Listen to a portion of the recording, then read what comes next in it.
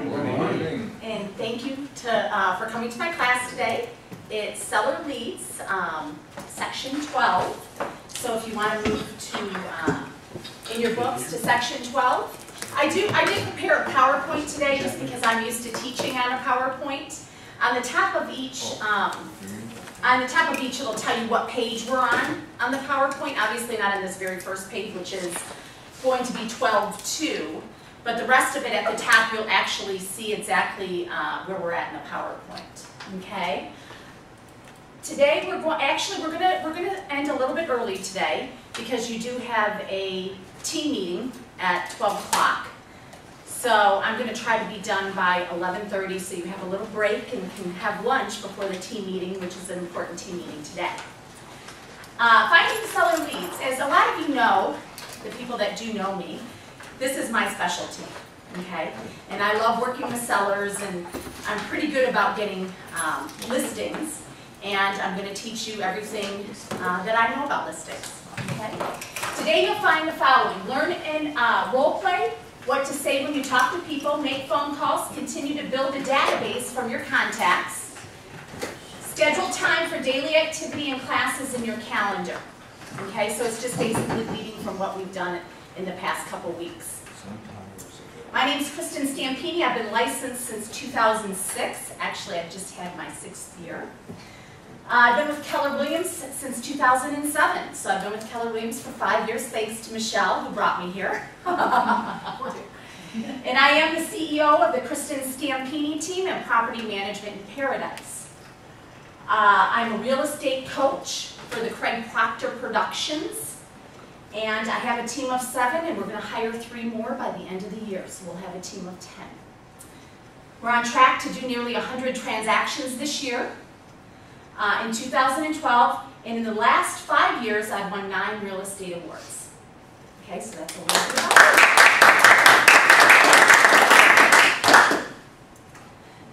it. So going to 12.2, we're going to stop and do, and you're going to report on each of your 4 habits and build and manage your database, prospect, follow up, and know your market. You're going to rate yourselves with a check mark. You guys are all doing this, right, every day?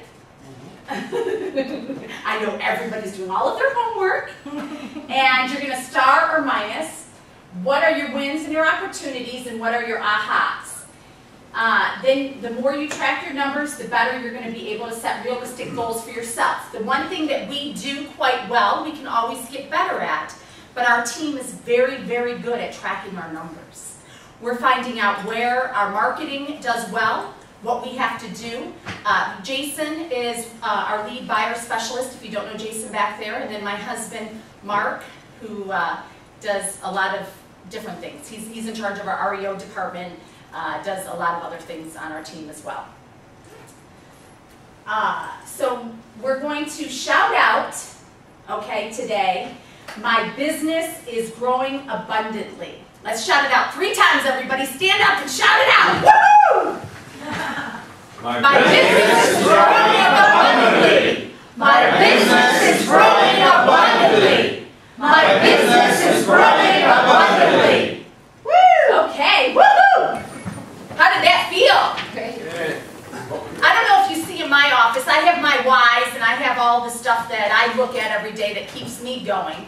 And you need your whys to tell you why you're in real estate, why you want to do what you want to do, and you got to figure that out for yourselves.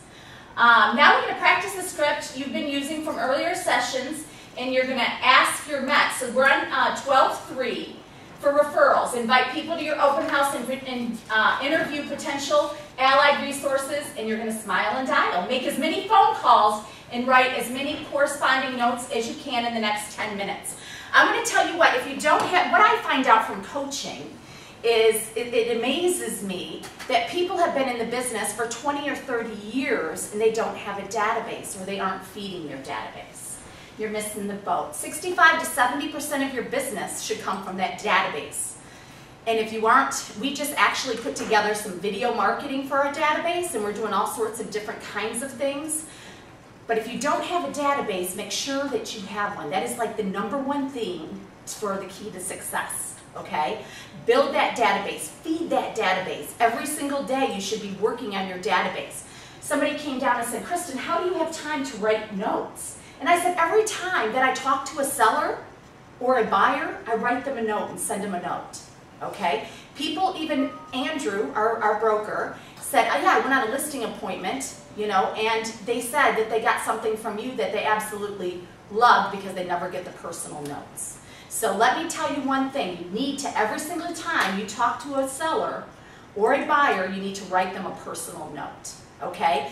What you're doing is you keep rebuilding your database. So the other 30 to 35% is coming from you doing different types of marketing, okay? But it's adding to that database of your mess.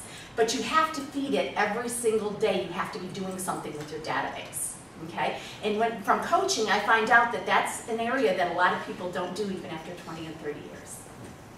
Okay, so what I want you to do is take the next 10 minutes and go ahead and call your database and your results count in your daily 10-4, so be sure to include them in your My Tracker, and what went right, and what are your wins, and what are your challenges, okay? And then how can you power through the challenges next time. So let's take the 10 minutes, and I'm going to time it, so make sure that you're back here. We're going to start right on time for everything so that we can make sure we stay on track, okay? Right now it is 9. But people that tell you, okay, let's get started. People that tell you that this is the wrong time to get into the business, that's absolutely not true. I mean, obviously, I came into the business in May of 2006, at the end of May of 2006, and look what I've done with my business. It's mindset, it's working hard, it's having a plan, it's following numbers. I mean, there's all sorts of different things that you have to do. You have to treat it like a business. And if you treat your business like a business, you can be very successful. There is nobody out there that can't do it. I walked into it by myself. I actually worked, the first 2 years I was in business, I actually worked another job. Okay, so I worked, part-time in this business and a full another job. So really, I mean, if you look at that, yeah, but if you have the desire to do it, you can do it. What I see a lot of realtors do is they don't, you should have a plan every single day of what you're going to do in your business. 3 hours of that plan should be lead generation, okay? And that seller leads, buyer leads, however you want to do it.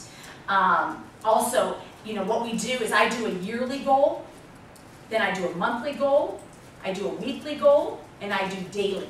Okay, so I know what my business looks like every single day. That's what you have to do. And if you don't, then you aren't running a business. So go back and look at yourself so you can change things up so you can make sure that you are running a business. Now, Keller Williams has the 411 that you can do on Keller Williams University, which is great. So it lets you do your yearly goals, then your monthly goals, then your weekly goals. And I highly recommend that you take a look at that, which we use, okay? Countdown to payday, 12-4. So we're on the 4th, and like I said, at the top each there, you're going to be able to tell what page I'm on, okay, as far as the PowerPoint. Leads, appointments, agreements, contacts, closing, and then it's payday. Let me tell you, you can get leads, and we're going to discuss in detail how to get leads. But if we get leads, and then you are not good at converting the leads, don't spend money on trying to get leads, okay? You need to follow scripts. It's very important, whatever script you find. We use one script, okay?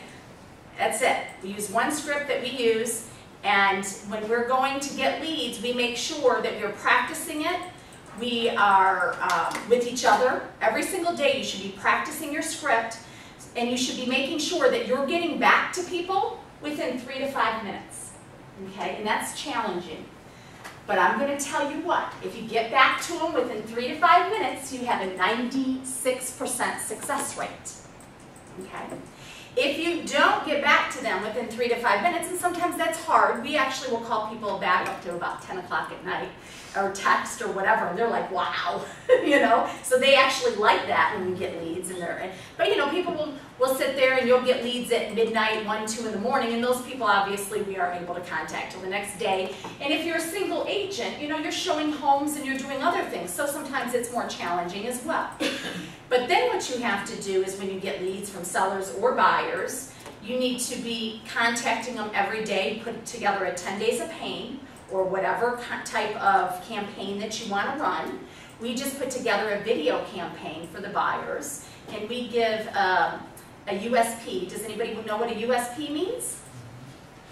Stefan? What's a USP? Unique selling proposition. So we put together, so basically we give them different things every day and we're hoping to capture them.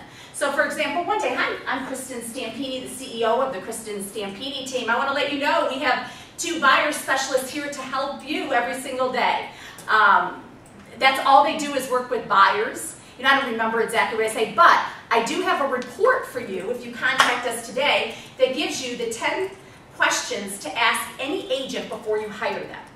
Then the next day I give another USP, okay, and that's for sellers or whatever it is.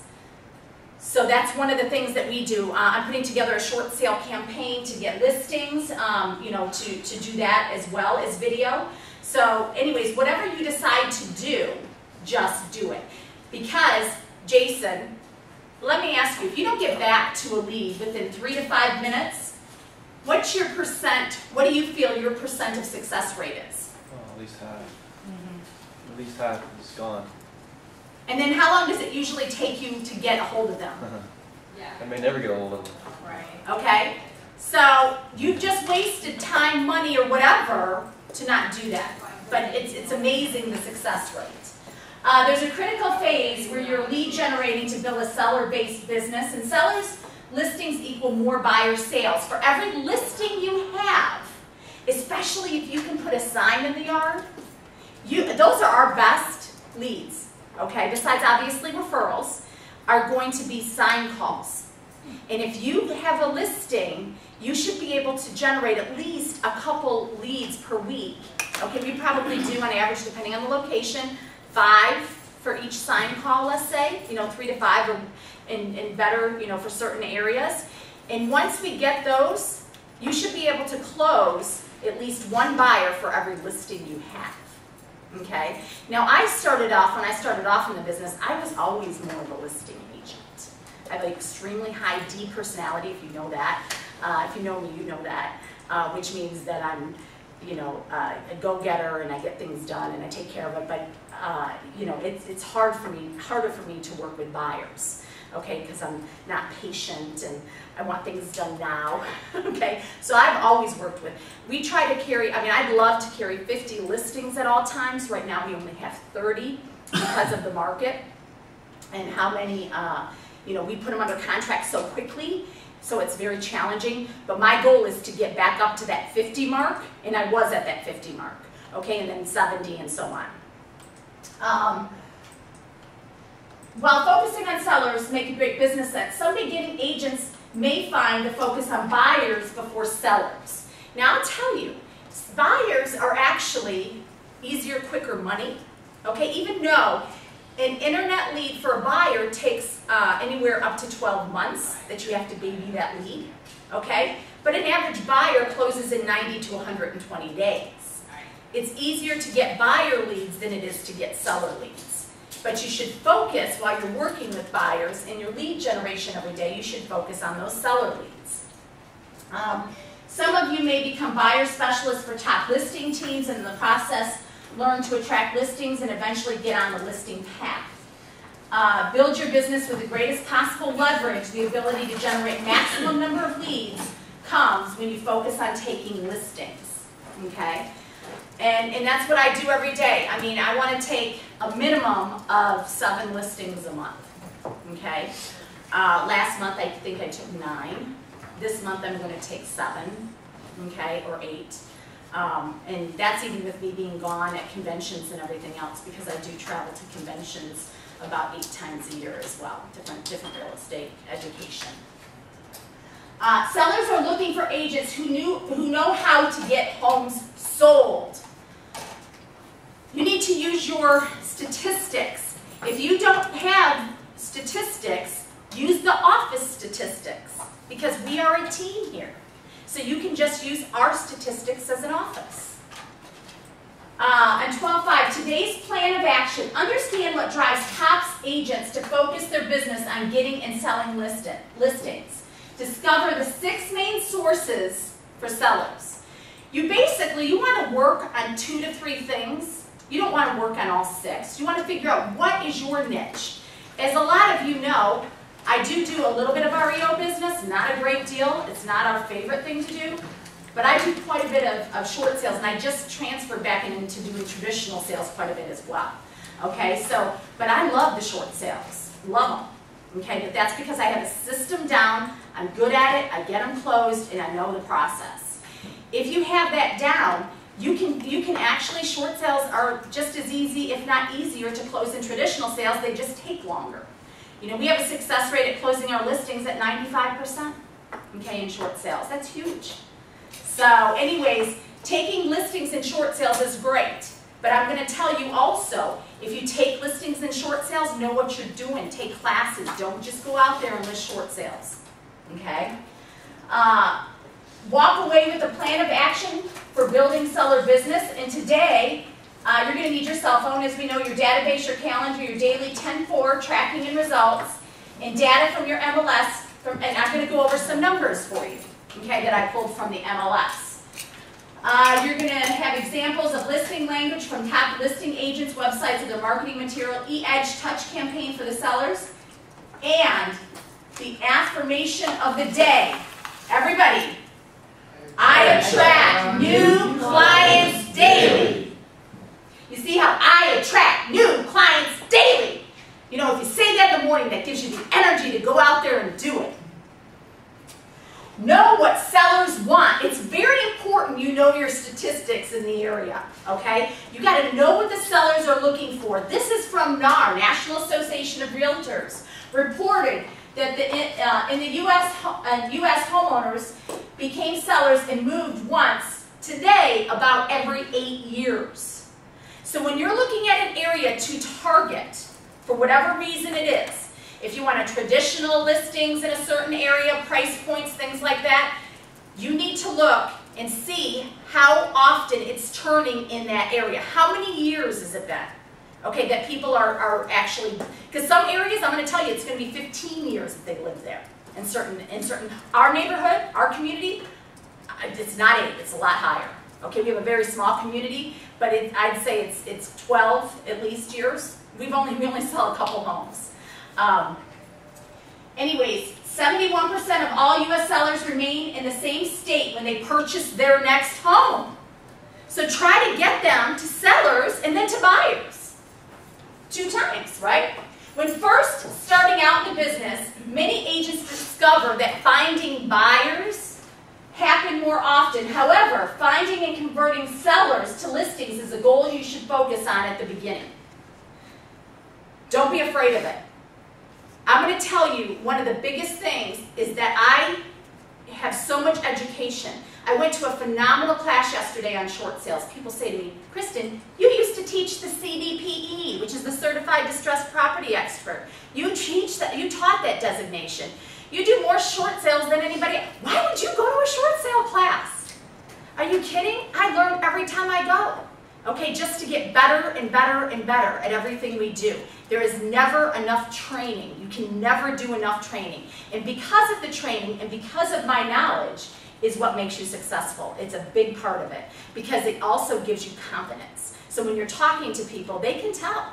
You know, they'll say, wow, you've been in the business 20 plus whatever years. And it's like, if you only knew. No.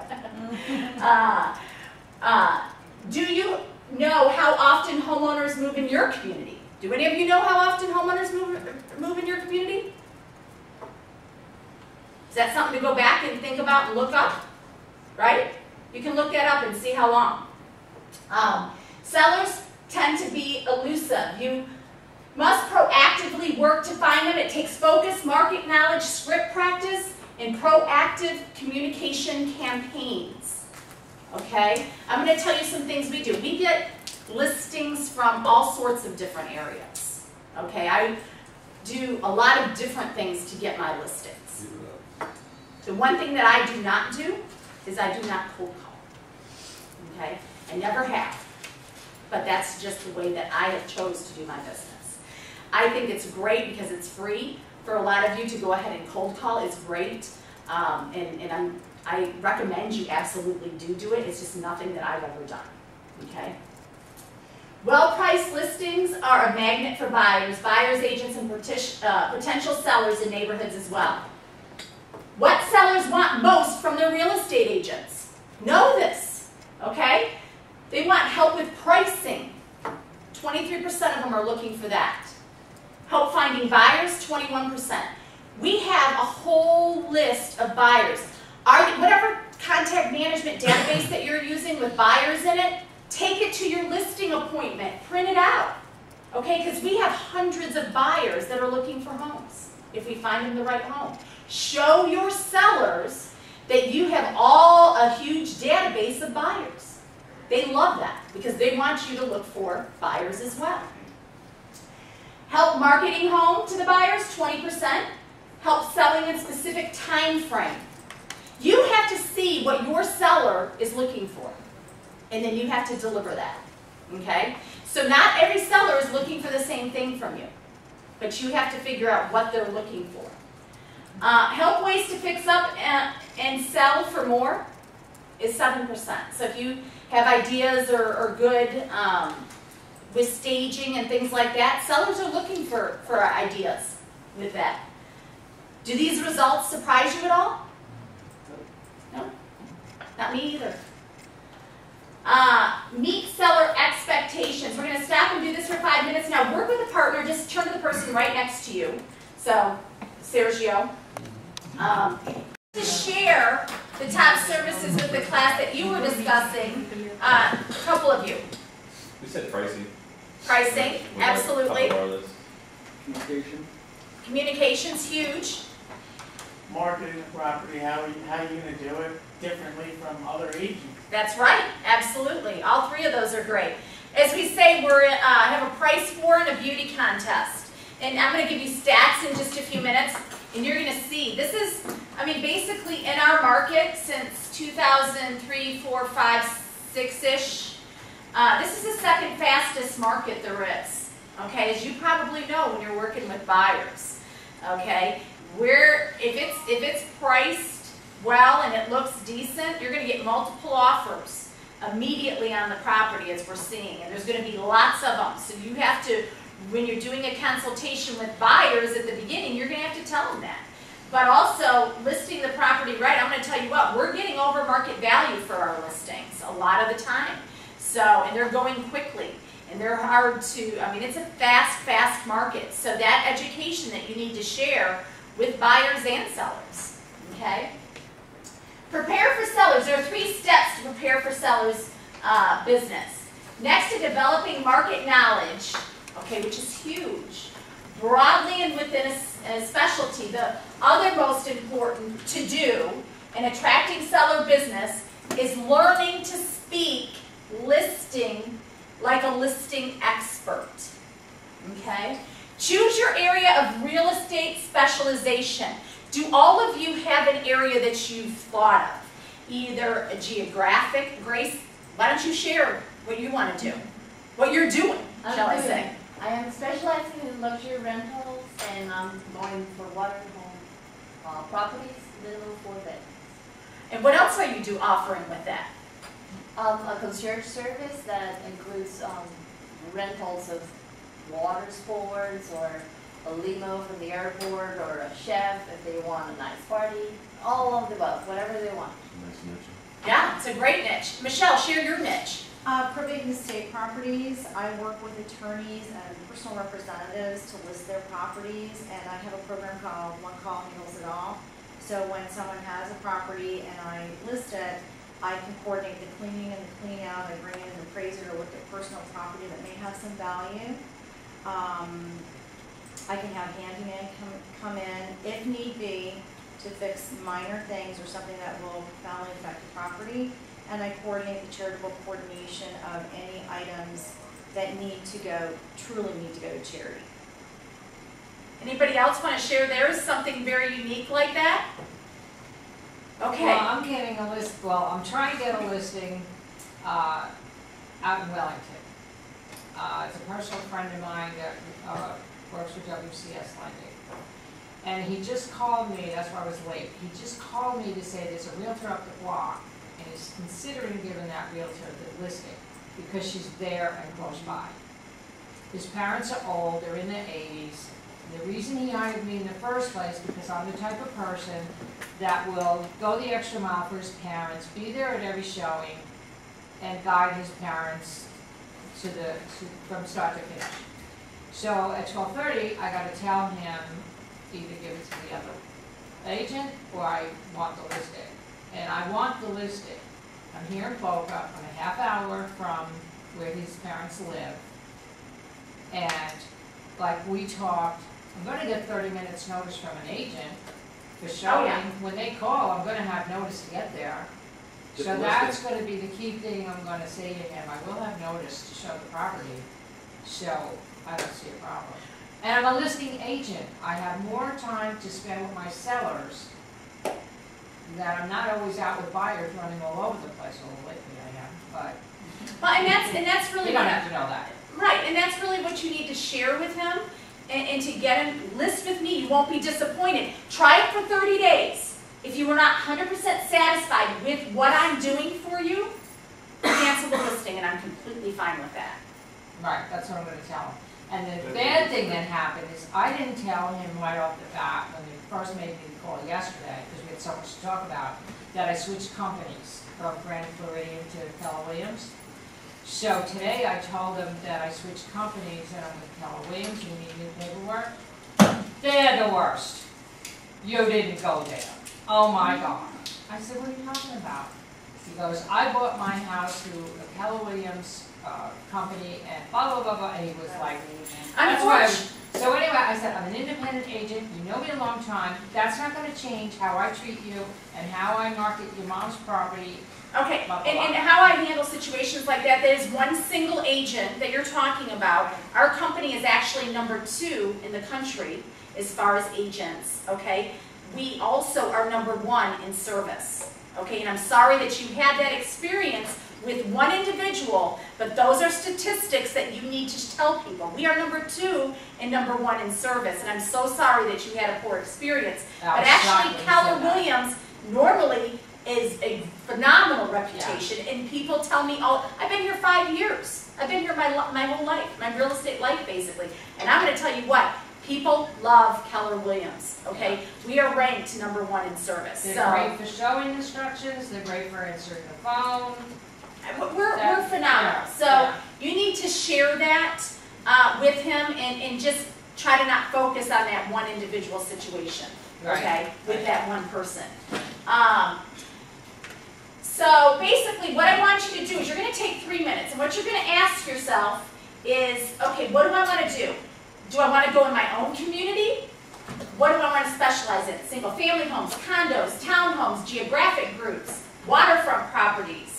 I'm going to tell you one thing. If you're newer in the business, and we're going to talk about stats in just a minute, like I said, but are you going to want to go for waterfront properties that are, that are high end? Because you're not going to sell a lot. Okay?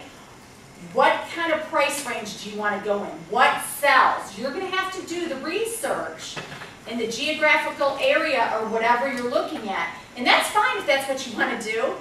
But when you're working with listings like that, you're going to also spend a lot of money on marketing because they expect it. Okay? There's a lot of other things that you're going to be doing. So make sure that you really think about that when you're first going into taking listings. Okay?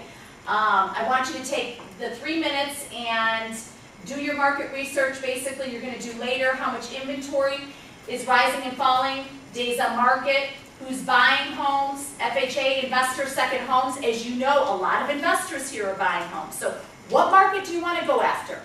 We do investor seminars every month. Okay, we get 20 to 30 people here. Is that a great way to sit there and work with buyers? Right?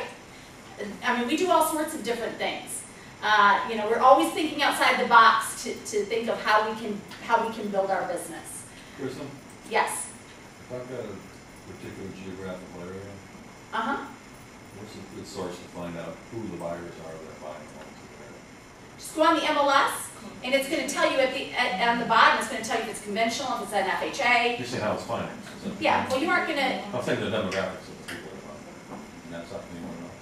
you are not going to be able to, unless you call the agents actually, you aren't going to be able to necessarily find out exactly if it's a second home or whatever else. I'm going to tell you what, if it's a cash buyer, a lot of the time it's investor or it's a second home, okay? I'm going to tell you that, okay, from experience. You know, I'd like to know if these are people that are buying their trophy home, these people that are. You can tell if they're homesteaded, okay? If it's a home, I mean, it's not that hard to figure it out, okay? If it's a cash buyer, from experience, okay, from all the homes that I've sold, a cash buyer is basically, most of the time, going to be an investor or second home. So I can go in there and see if it's homesteaded, okay? To find out if it's a primary property. Don't If it's not- overthink it, just go in there and do The it. tax rate, do you see the address Like- of not in Canada or Brazil or wherever it is, you see? Yeah, That's and then you can go in and put their name in. Do they have multiple properties? That's how I can tell when it's an investor. But who's it in? Is it in, I'll tell you what, we buy homes, okay, we own several homes, and we put them in company names. Okay, so if that is whatever corporation it is, if they have multiple homes, if it's closed in a corporation, guess what it probably is? Okay, there's also, if it's in a trust, I mean, there's all sorts of different ways that you can do the research on the tax records, on realist tax records. You can find out a lot of that information. Okay? So take 3 minutes now, and it's 48, so yeah, take 3 minutes and go ahead and seller-focused professional. Know the basic market data and interest to the sellers. Practice your scripts. Now, has anybody else in here decided on an area that they want to market to? Yes. Yes. Who do you want to market to? What's a particular neighborhood? A particular community. So are you going to do farming, or are you? Yes. Okay, have you started your farming? I have designed my campaign, gotten a list, I've knocked on their doors, and I'm ready to go. And how has that turned out for you, knocking on the doors? Pretty well. Pretty well? Turn out some leads. Okay, good. How many doors have you knocked on, and how many leads have you gotten, do you think? I've knocked on about 150 doors. They don't all answer. Of course, yep. And how many do you think has answered? Probably 50 or 60. Wow. And then how many leads do you think you've gotten from that? 3 or 4. Great. Do you leave anything if they don't answer, like hangers on the door or something? And then out of the 3 or 4, so how long is it taking you, do you think? You can do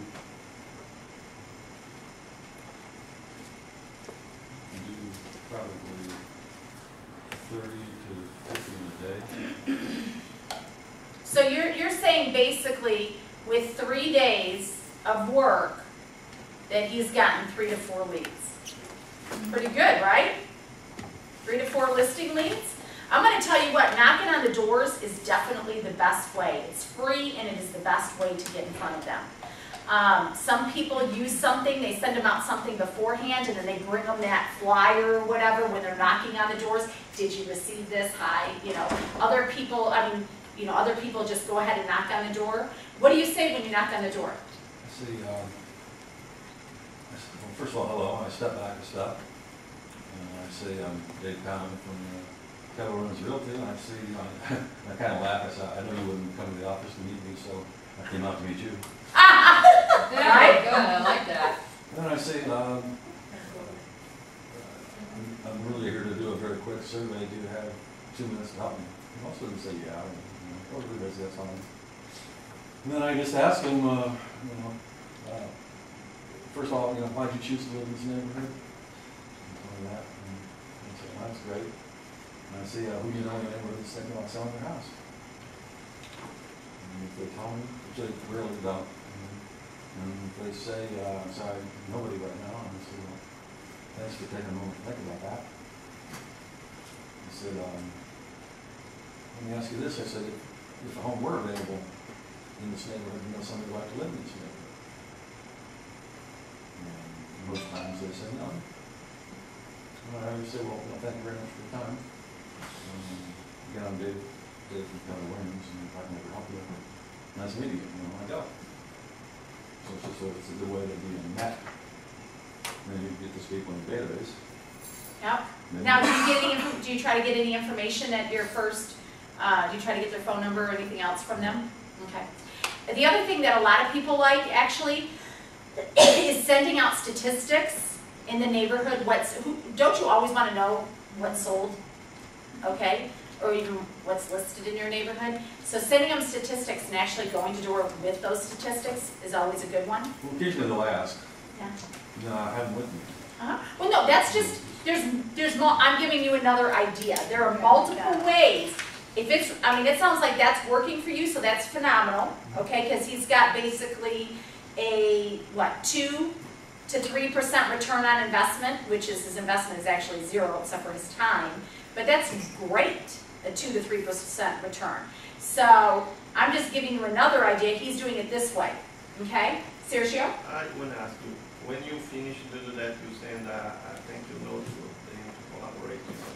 That would be a good idea. Good idea. And that, and When actually, you started the campaign to send them statistics and everything, because it is the personal contact, now they know you keep.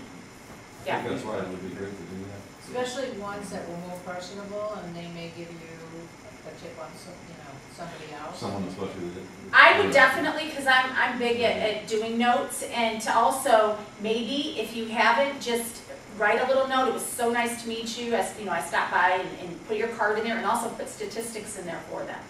But people love getting, I'm going to tell you what, realtors don't do it. And all of you here today, unfortunately, only 1 to 3% of you will do what I'm telling you to do today. Okay, and it's just the way that the statistics are. Kristin, I picked a hotel because the person wrote me a personal note. I was living in New York at the time, and I wanted to come down for vacation. I had no clue where to go. Yeah. And so I contacted Chamber of Commerce. They sent me a couple of pamphlets, and one company sent me a personalized note. Yep. And I went for 5 years. It wasn't the greatest place, but it was at the beach, and they were so nice. Everybody in here likes getting personal notes, right? Right. So, anyways, definitely recommend it. Okay. 3 minutes, you're going to have to practice the script. We're on 12:9. And 3 minutes to practice script with the partner. As you review the, okay, I'm actually going to go over the MLS data with you first. Does anybody know what the median versus average sale price is? What it means? Okay. The average is when you, like say you have 5 numbers, you add them, divide them by 5, and you get the average of the whole number. The median, I think if I remember, is the number that is, it's either the one that's in the middle or it's either the one that's repeated. So. The average sales price number is the total price of all the properties divided by the total number of the properties. And the median sales price number is the midpoint of all the properties. So exactly what she said. And we normally write about average sale prices because that's what people are used to. However, we believe the median sales price tells you more. Okay, as the National Association of Realtors also has stated. Actually, what I'm going to do is I'm going to give you some numbers. If you turn to 12:9, real estate markets are always about supply and demand. Did you know that 19,362 homes on the very first, fill in that blank at the top there, with 19,362 homes are listed for sale in Palm Beach County. Okay? The number has decreased 3% over the past month and 27.4% in the last year. So what does that tell you? Okay? I'm not talking about prices going through the roof again. And prices are definitely going up in many areas, depending on location, property, etc. But I'm talking about supply, what is on the market. So why do you think that you're having a challenging time when you're working with buyers? Okay, it's because there's not as much on the market. You need to tell buyers that. And they don't know that. They think that everything's still. They think that they're going to be able to get a steal, and guess what? Absolutely 100% not true. They're still calling for $25,000 condo. And The short sales, you can still get them a pretty good deal. if you're doing bulk, because investors are buying bulk, and when it's a REO and the bank owns it, they won't even answer your phone call if you're calling for a single property. Okay. And somebody's grabbing it. When we're talking about short sales, we're getting anywhere between 95 and 110% of market value in our short sales. Okay, and they are not below that. So there's no great deals on short sales out there, everybody. 95 to 110% is what I'm getting on short sales. Okay, so, and I'm going to tell you what, those banks are coming back and they're wanting over 100% of market value. Yep. And, you know, it's a fight out there. Trust me, every day I'm sitting there, and thank goodness, you know, you got to be a really good negotiator. You got to be good at that. And, but they are not, short sales are not selling for, unless they're a complete disaster, which I actually have one that's like that. And the bank, Fannie Mae, still wants about 15% over market value. And I've been fighting it for 9 months. Okay, so we finally called Fannie Mae. Fannie Mae is not the servicer. They are the investor, and the servicer is Bank of America, I believe. So we called Fannie Mae directly yesterday. Okay, so you got to think things like that. You got to think outside the box of how to do things. Find out. Did you know when you're working with listings in short sales, okay, you need to find out who that investor is. When you think of Bank of America, does Bank of America own that loan? How many loans that Bank of America services, how many loans do you think they actually own? 10%. Excuse me? I guess 10%, my neighbor just one. Okay, 10% is correct. Okay, 10,000 investors have the other 90% of those. Fannie and Freddie do own about 75%. Okay, but you got to figure out who those people are. Okay, when you're working with listings, you got to think about things like this. Average days on market. Now, average days on market has actually stayed almost the same. Okay, on the bottom there you can fill it in. Properties that sold this past month were on the market an average of 163 days.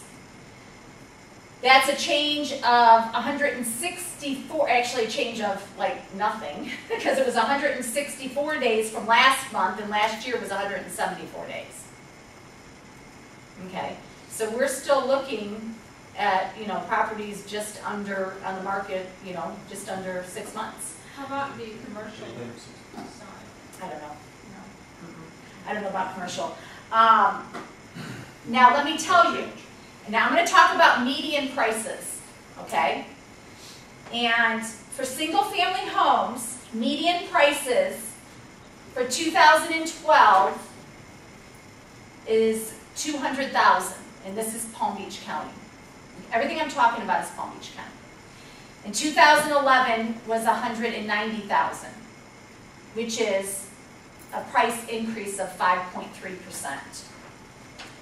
And condos and townhomes for 2012 is $78,000 for median, and in 2011 was $72,000 with an increase of 8.4%.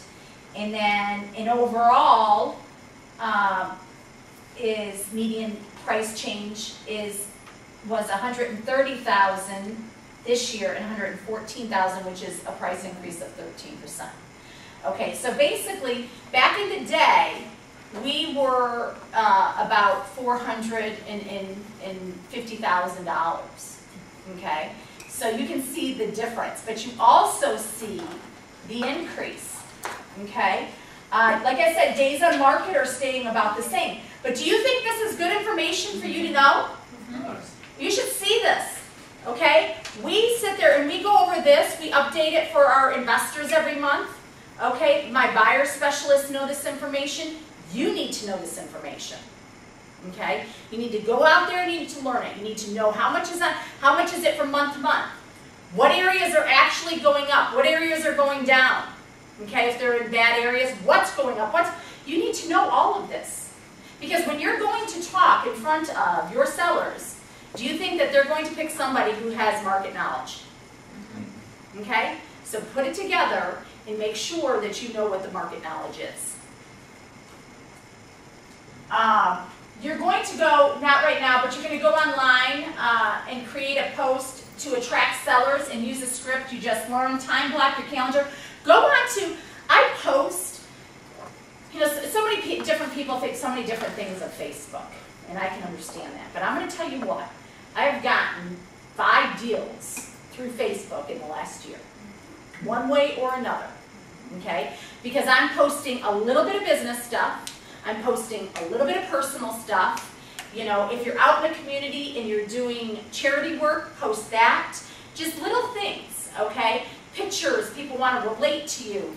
Different things that you're doing. And people who are on my Facebook page know that. That's what I do. People, do you think that when people are going to sell their home as a short sale, who do you think they come to? How about other realtors? How many other realtors do you think come to me? Okay? I can't tell you how many referrals I get for listings from other realtors. It is amazing, and it's because of my knowledge. And I'm in front of their face a lot of the time with different things that I'm doing. Okay? Those people that I used to work with at Houston's that I don't talk to really anymore. Okay? All sorts of different people. So don't think Facebook and other things, Twitter and all sorts of different, you know, LinkedIn, Google Plus we're just starting to get into. And Google Plus, what do you think, if you're on Google Plus, and you're using Google Plus, where do you think you're ranking on Google?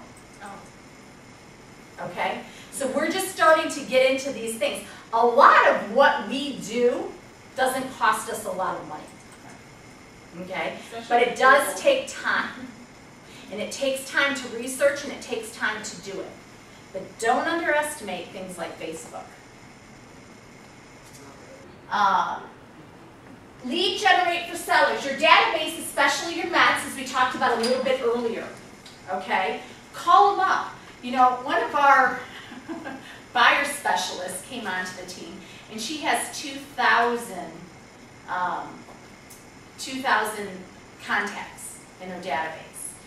And she told me last week that she was talking to, and she's, you know, she needs to go in and she needs, and that's, you know, we all have areas that we have to work on and go in and call our own database, right? Well, I just listed in Tropic Island, right? But she talked to somebody who she knows pretty well, and they just listed for $5 million with another realtor.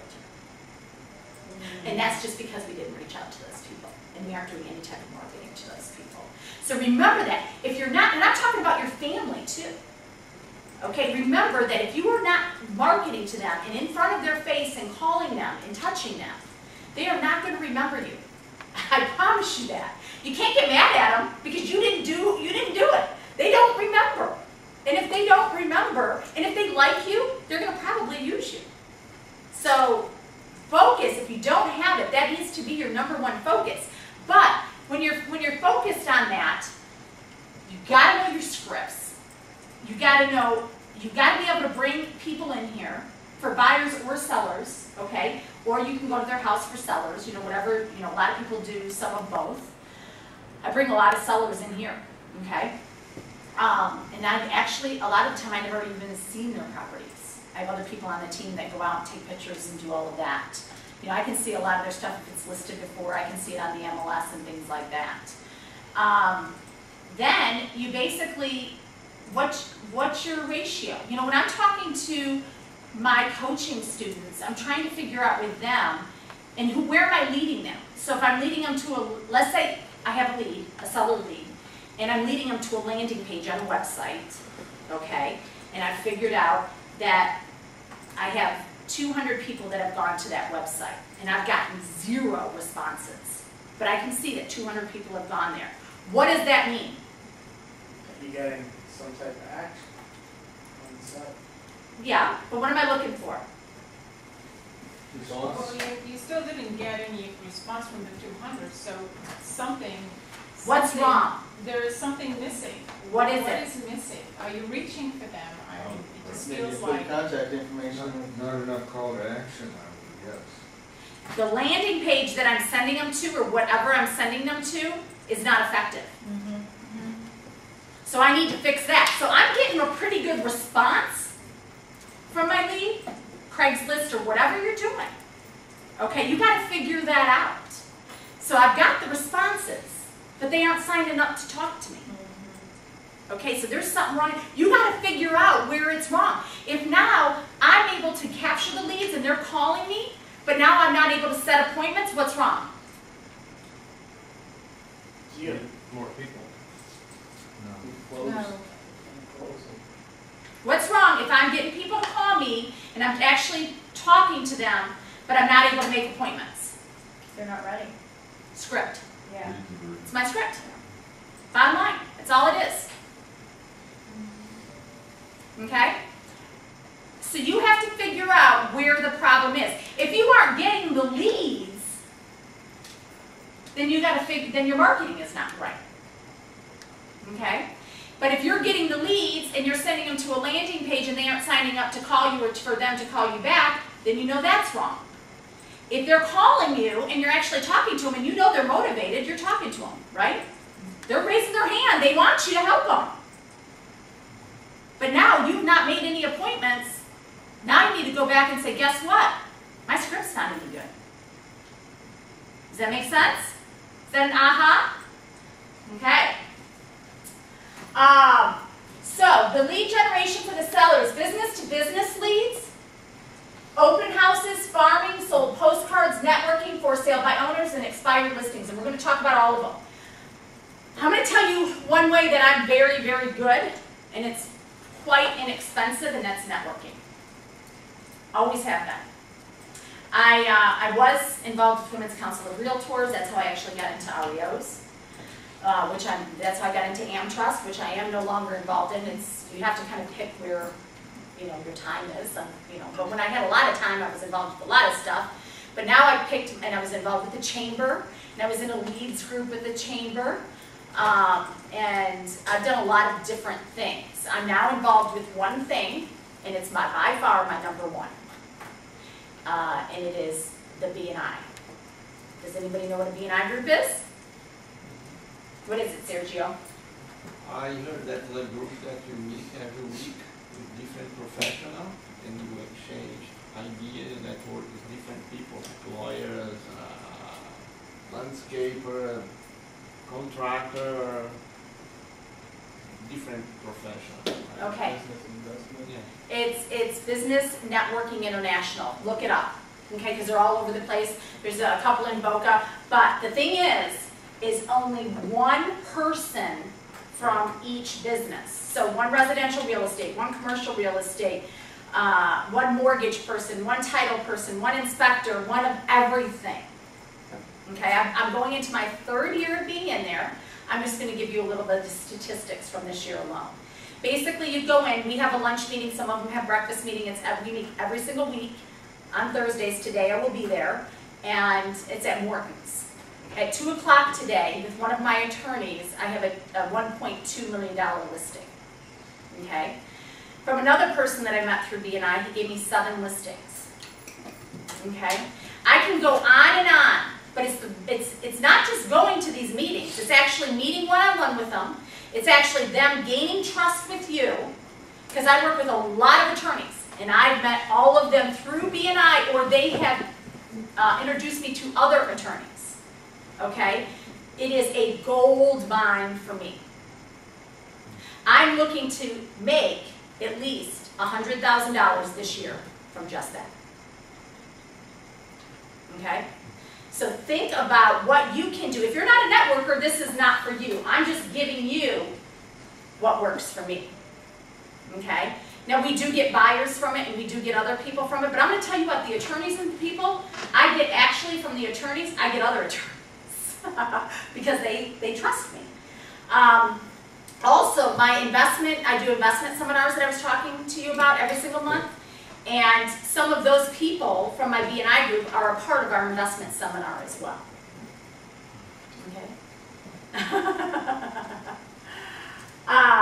Your database. As you learned earlier, and you guys, if you want to come and see how I run an investment seminar, feel free. You can do it. It's the second. Michelle's been there? Oh, yeah. Yeah? I'm a marketing person. It's the second Tuesday of every month, and it's from 6:30 to 8, and you're welcome to come see how we do them. Okay, so if you want to start your own type of thing, we get 20 to 30 people there every single month, and we've been doing them for 4 months. So that's pretty good, right, for an hour and a half of a course? As you learned earlier in the Ignite class, when you communicate with your database through a 33 touch and other campaigns, you'll begin to categorize them on A or A+. They are your biggest supporters. Now those are people that, you know what to ask, Tim Kinsler taught me this when I was in, he was the president of Women's Council when I was the treasurer many, many years ago. And he taught me the task is to ask. And I kid you not, I ask every single person that I'm doing business with for referrals. And I'm not afraid to. And I'll tell you what, they have never ever thought it was weird or uncomfortable or anything else. You need to be asking everyone that's happy with you, and guess when they're going to give you the people? Right then, because you're working with them. So they're always the best people to ask, okay? Your number one supporters, the ones that really love you, the ones that have given you business in the past year, I mean, those people should be getting special attention to, okay? Calls, postcards, deliveries, different things. In touch campaigns and phone calls, you can start positioning yourself right away to focus on your sellers. That way you think when it's time for them to sell, they're going to have someone to refer. Okay? Let me tell you, when you're picking your geographic area, or if you want to work with, seniors or whatever you want to do, short sales, distressed properties, I mean, whatever you decide that is for you. Waterfront homes, luxury, okay? And I'm going to just tell you, what did I tell you that the average sales price was? 200. So, do you think that it's probably going to be good to go after something that's 700,000 to $1 million or plus? No. Okay? It's good, but it's going to take you a lot longer, and you could go broke, very, very broke doing it. So it's just something to think about. I would have, if I were going after a luxury market, I would have $50,000 in the bank minimum to spend on marketing. Okay? And then when you get that luxury market, they expect you to spend. Just something to think about. Business to business is cultivating your growing relationships with home service vendors of all kinds. Okay, I'm going to tell you another one of my biggest ahas and another one that I get the most of my leads from. Can you guess?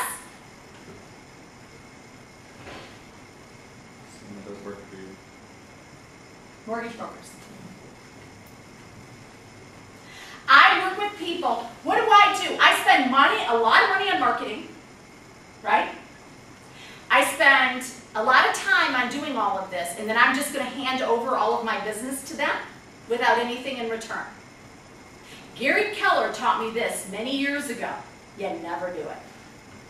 You're always working with people that are giving you referral business. Always. You aren't asking, if you're giving them 10 people, you aren't asking for 10 back. That's not realistic, because they don't usually have that. Okay, because they're working, like for example, a mortgage person or a title person or somebody else is working with many, many realtors. So depending on how much I give them is how much I expect back. Okay? 1 year from one mortgage person, I got 8. That's pretty good, right? But do I expect that from every mortgage person? No, but another, I work with 2. So one of them though, I went to him and I said, listen, we're giving you all these leads.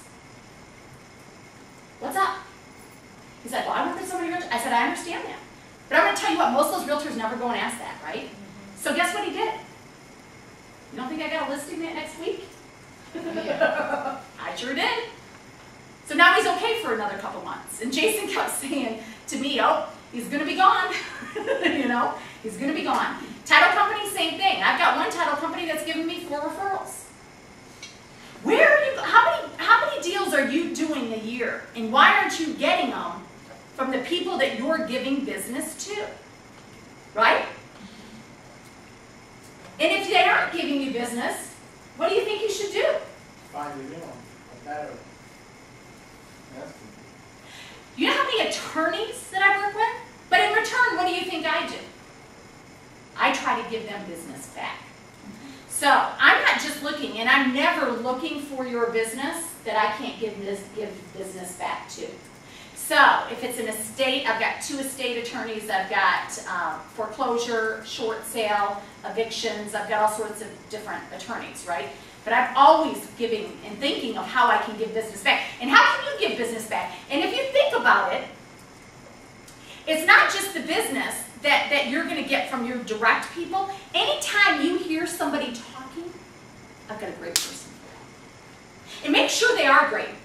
Before you ever refer somebody, don't just do it because you've gotten business. Make sure they are as good as you think they are. Okay? And how are you going to find that out? There's a lot of different ways you can find that out. You can ask for referrals. You can, sit down and do one-on-ones. You can find out their success rates. You can do all sorts of different things. You can tell about their personalities. How long have they been in business? Okay? I mean, there's all sorts of different ways that you can tell. You can check the DVT record. Yes, absolutely. There's all sorts of different ways you can check. Absolutely. So I'm going to tell you that you need to make sure. I'm listening to people all the time. Do you know how many agents in our office here that I refer to people? You know that. All the time I'm referring people. All the time. I mean, several agents in here I've referred to some of the people I know. Okay, because they're asking me because they know I know a lot of people that are really good. But develop your own group of people. Okay? Yes? When you refer somebody to one of the agents here, why are you referring them instead of taking that lead? No. People are looking for, like when we didn't have an in-house mortgage person, they were asking for somebody who's very successful. Both my mortgage people have been in the business for 30 plus years. They've closed, one of them was a manager at Wells Fargo for 11 years. They're just very, very good. So I would refer people like that. I'd refer attorneys and just, because they didn't have anybody that they trusted, so they would come to me. I have a lot of agents in the office that come and say, they know that Kristin probably knows somebody who's really good, so. But develop your own people. And on a mortgage person, I mean, maybe 1 deal a year. But what's that? 1 deal a year is huge, right? And then when you're getting bigger and bigger, then 2 deals a year. Okay? So that's all you're asking, and do it. Let me ask you now, from what we've gone over, what are some of your ahas? Script. Ask for referral. That's the big aha. And every time that I meet somebody that mentions real estate for me and they don't use the script to ask for referral, I get mad. This week I met my neighbor and said, "That come the great real estate agent in the neighborhood." And I just laugh and say, "Thank you." And then at the end I say, "I'm so stupid. I didn't ask for referral." You know somebody that want to sell the house or buy a house in the neighborhood? That's right. That's the best answer for that question. Yes. I love to leave my business card when we go out to eat in a restaurant, but my boyfriend won't let me. He thinks that's low class. So I can only do it when I'm by myself. Okay. Just sneak it. Oh, What other- Shot there, I gotta go to the Yeah. who bathroom would first. even know? Yeah. What other ahas? Yes. For me, it's getting more involved in the community, is networking. And do you know what? Just get involved. Being more involved Yeah. is not necessarily being in a networking group. Volunteering. Do you know how many people love to see volunteers? How many people will you meet through volunteering? Being a coach on a team. Church. I mean, there's so many different areas. Yes, Jason? One of the things that we do is open houses is a great way to go door to door. Yeah. Put up a flyer We've got one we're doing next weekend, and what we're going to do is try and go out this weekend with a flyer and a week before and pass it around, pick up the neighborhood, and if there's 30, 40, 50 homes, give out the flyer, tell them you're going to have an open house. Along with that, there's also that Mortgage Debt Forgiveness Act that's expiring at the end of this year. Educate yourself on that, and you can give them the letter, so you're going there with two things. So tell them about the open house, and then say, by the way, the mortgage debt, whatever is your script, and then ask them if they know anybody that's looking to do a short sale. Well, You just gave me an aha right here Yeah. from him, what he said, because I'm going to tell you what we do that Debt Forgiveness Act, but I'm going to have Mark tell you what he's doing. But on our flyers that we're putting inside of our homes, okay, we don't put them outside right now, but we're putting them inside of our listings. And I'm going to have Mark tell you what he's doing, but putting that Mortgage Debt Forgiveness Act on there as well. Huh? I thought the same thing when he said it. I was like, oh, probably should put that on there. So tell them what you're doing, Mark. Basically in all our listings, because as you know, 99% of all realtors don't get a loyalty agreement when they sign them, when they have a buyer. They just run out and say, hey, let's go show them a house. So we're going after those people. So the realtors are now bringing people to us. So we're going to we're putting flyers in each property with, call to actions, everything to try to get them to take that with them, and then they call us. Now, and we aren't taking buyers, we don't want to take buyers from happy people, but unfortunately because you aren't getting loyalty agreements, for example, on our team, our buyer specialist can only work with 10 people at a time, period. Okay, and that's it. And we sell that on our team. So you sign a loyalty agreement with us, and they can only work with people with loyalty agreements, okay? And no more than 10. And that's it. So we aren't running around and they get another person in there where 10 is a lot, Yeah. okay? I mean, that's 3 to 4 closings a month. It's 10 A buyers. Like it's 10 people looking to buy it. Yeah, 10 people that are going to buy within the next 30 to 60 days. Yeah. Okay? Now, the thing is, though, is we sell that to people. We aren't running, all they're working with are buyers, right? We aren't running around doing marketing, doing all the paperwork, doing the listings. I only work with you. And we only work with 10 buyers. That's huge. Okay? But all these other agents are running around, and unfortunately, what do you hear the most? They aren't getting back to me. They're ignoring me. They aren't responding to my emails. There's no communication. Why? Because they're working with 50 buyers, or they're just running around with their heads cut off. And that's what they're doing. So what we're doing is he's writing on these flyers, and what we're doing is we're doing USPs. Okay? What is a USP? Unique selling proposition. Whatever you decide to do. Call us for 6 costly mistakes, or buyer inspection. A list for all the things I can save you in a buyer inspection. You buy this home, we'll buy yours. For cash. You buy this home, what else do you do? I mean, there's all sorts of, there's multiple Move up things. to this home, we'll sell yours for free. Move up to this home, we'll buy yours for cash. Those are the 2 biggest. Because that's going to make them want to call. So we have all sorts of different unique selling propositions, but on our short sale homes, and then put all your other listings on the back. And if you don't have any, that's okay. Because do you know that you can advertise HUD listings? Okay? So you go ahead and do that. Okay? You can also do, what's the other one, Mark, that I'm thinking of? Home path, maybe. Home path. What's a HUD listing? It's an A FHA. HUD listing is a foreclosure of an FHA. Okay. And be it. That's free advertising. Yeah, you can use that. You can advertise them. So, Like Craigslist, things like that. so, but the thing is so what? Make your flyer up. Put different homes on the back. Now, on our short sales, we're going to put them, because a lot of people that come in there are in this, they know people that are in the same situation.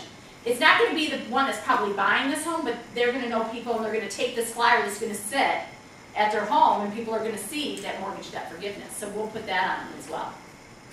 Okay? I could go on for 10 hours about how to get listings. Get an appointment that leads into a listing, get referrals, strengthen the relationship. Open houses that we're talking about, we're going to talk a little bit about what Jason said. First instinct, you may think of a buyer leads when there are seller leads as well. Are all of you doing open houses?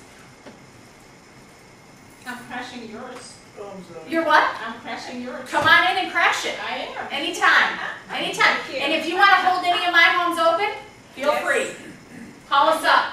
I do. We are here to help you. We are here to make you successful. Okay? I like to give back because Keller Williams has set me up to be very successful with using their systems and their tools. We're reading the MREA book right now as a team. There's a lot of things that they've done to make me where I am today, so I give that back by teaching. Okay? You can definitely hold any of our homes open. We have a $1 million listing right now, 1.1, and we are getting a couple more $1 million listings. You want to hold those open, feel free. When we aren't holding them open, you can hold them open. Okay? Buyers are often sellers. Ask, where are you living now, and do you need to sell before you buy? Do you need to sell before you buy? There you go. The buyers you're working with.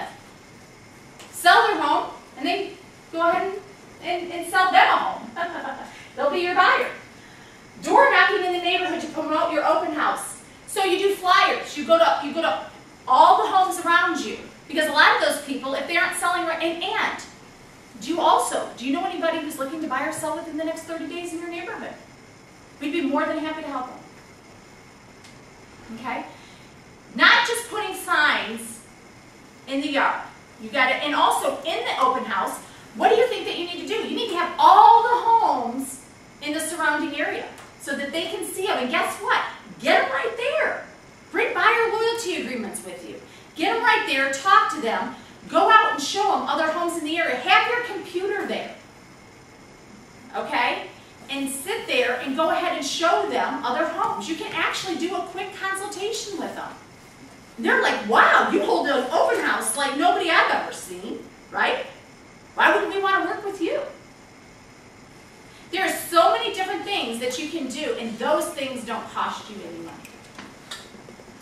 Let me tell you, when you're thinking about a geographical area to farm or to do anything else for your business, one thing I can tell you, especially for listings, why do you think it's probably not the best to go into most gated communities? It's very hard for customers or lookers to go into the gated community. Okay. They probably will not, yeah. That's what I was looking for. No signs. No signs, and that's where you get a ton of leads from. And a lot of the time, no open houses. Okay? So if you're looking at an area to farm, think about those things. Farming, your goal is to be seen as an expert in the neighborhood and the top of their mind, the resource in the real estate. After you meet them and gone over there, send them a handwritten note. After you've gone and say, it was so nice to meet you, let us know after you've gone and given them for your open house, the flyer, handwrite a letter after that. It was so nice to meet you, let me know, give them a card, and then guess what we're going to do? We want to follow up with them, but we also want to try to get their email and stuff as well, so we can hopefully put them on a drip campaign. Okay? In the open house, you always want to have a sign-up sheet out there and tell them that the seller requires that everybody who comes in does sign the sheet with their, for a few different reasons, and one is obviously security purposes. Okay? But everybody needs to sign in. Don't let anybody not sign in your open house, because that's what's there. You know, there's only 1% you're going to sell the actual house that you're holding open. What you're doing is you're getting actually buyers from that or other listings in the area from it. Okay. You're farming for sellers' leads, but you will get buyers' leads too, and your geographical farm is the most popular. You will build relationships over time, and it takes time to get results. What do you think are good results for a marketing campaign in a farming area, and how long do you think it takes? 1%. If you get one call, not a lead, just a call from the farm that you're doing great. But you need to do at least 6 months. And sometimes you get spoiled because you get 3 calls and then you stop it. That happened to me several times. 150. What's that? 150. It's anywhere between 1 and 2%. I mean, if you're getting 1, you should be satisfied. If you're getting 2, it's great. Okay, and it does take 6 to 7 months to farm. So you gotta think about it, and you can't stop it, and you can't give up on it.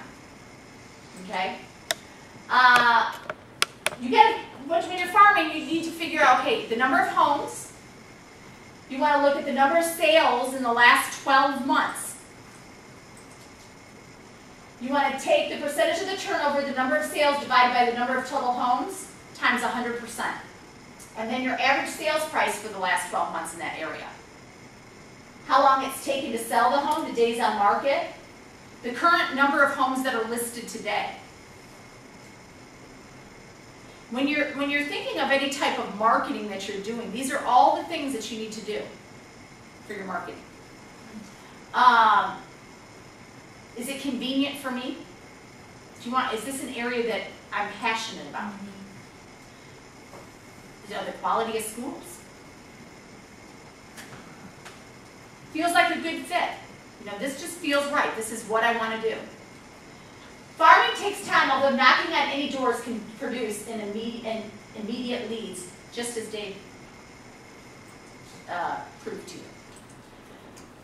Identifying a farm. After you have identified a farm, there are 6 ways to work it. Market. Start by knocking on the doors, as we talked about. Script. And that's in your book. Okay, the script. Hold open houses in your farm area. It's huge. You should know, in your farm area, you should know every single house. You should have visited every single house that is on the market. Okay, so you can talk about every single house there is for sale. Kristin, I auto-send the MOS to myself in a building that I farm, so that I know what comes on the market, what got pending, and I know on a daily basis. That's exactly right. Do you understand what she's saying? So basically, know exactly what's going on in your market. So set your own self up on a search. So you can see when it's come on, when it's got under contract, when it's sold. Because when I go up and down the elevator, everybody asks me, what's selling in here? What's the prices? What's on the market? Yeah. Everybody asks. Now, there's a guy in our office who actually has been farming an area, and he does very well farming it. And it's a high-end area. But he spends over $100,000 a year farming it. Oh, wow. So when you're looking for luxury, like I'm telling you, you got to think about those kind of things. And he does extremely well, and he gets a lot of listings from it, and a lot of buyers from it, and everything else. But do you think he's not had to work it and never stop? So when you're thinking of marketing areas, those are the things that you need to be thinking about. Circle prospect. When you announce an open house just listed or just sold, you can do this with a mail piece or a door knock. The listing do not need to be your own. So basically, that's the statistics that you can send the, a postcard of what's sold in the area every quarter.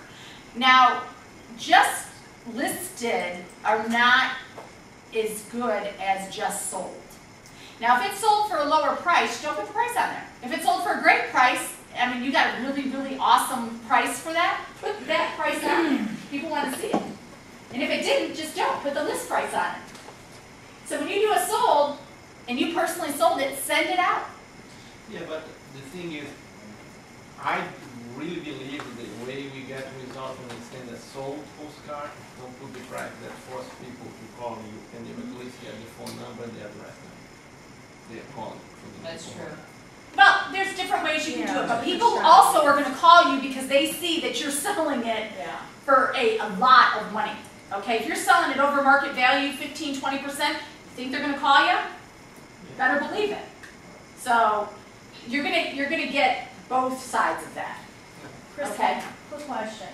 I sold a house recently that sold for cash. I'm going to send out just sold card, but one of the things is that because rents are so high, it's a very good investment opportunity in that area. And if I do just sold cards to the neighborhood, I know I'm gonna have something else come up in there. Obviously, I want to be a little generic about it, but would it make sense to put something in there about if you're interested in looking at an investment property in this area? Something with that kind of flair to it? Because it's You always want to put a unique selling proposition Yeah. on everything. And then you want a call to action. Okay? And I have 4 coaches right now. So I'm coached by 4 different people, and it's amazing what I learn. This is what's taking my business. I plan to double next year in our sales, and then double the year after that. Okay, and we're headed there. So, you know, we're in the top 5% right now, and I expect to be in the top 1%, no problem. What's an example of call to action? Mark, tell them what a call to action is. Your home's sold in 89 days, or I'll buy it for cash. Okay? But you have to think about everything that you're putting on it. So, Michelle, you need a call to action. Yeah. Yes. Is it a bad idea? No. No. But get yourself a call to action of why they're going to call you. Yeah. And then when they do, what we do is we put a website on there so they actually go to a landing page, and we can figure out, and we also have a recorded message as well, an 800 number that will capture them. So you have to think about that. Are they going to do they want to be sold to? Do people want to be sold to? No. The answer is no. Okay? Do you like it when you just go and people just try to sell to you? No. No, right? But do people want to find out more information? Okay, Definitely. sure. So we don't ever put my phone number. My phone number's on nothing. Nothing. It's not even on the signs. Okay? We have an 800 number on all of our listings because guess what? We do. Can anybody guess why we have an 800 number on all of our listings? Capture. What else? You do the tracking? Tracking. What else? Free. It's not free. Good call. Free for you, yeah. Yeah, but no, that's not why. Mark, why else? Because most people call an 800 number before they'll call an actual number. And what is the other big one?